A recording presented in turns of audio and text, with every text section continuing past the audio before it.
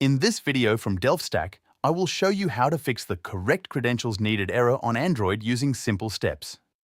If you see this message, it usually means your phone cannot verify your login details. The first thing you should do is update your password. Tap the notification or open the app and sign in again using the correct email and password. Sometimes the password was changed, but the phone still uses the old one. If that does not work, remove and re-add your account. Go to Settings, then Accounts or Passwords, and select your account. Tap Remove Account, then restart your phone. After that, add the account again and sign in fresh.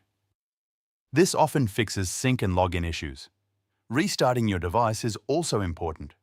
A simple reboot can clear temporary errors that block authentication. If you are using services like AOL or Yahoo in a mail app, you may need an app-specific password instead of your normal login password. Generate it from your email provider's security settings and use it to sign in. You can also clear app cache and data.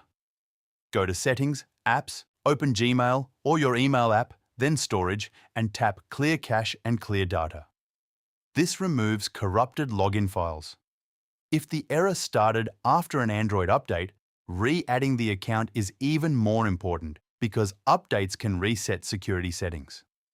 If you use two-factor authentication, make sure to verify your identity or generate a new app password from your account settings in a browser. Finally, disable any VPN or proxy connection. These can sometimes block login verification and cause credential errors.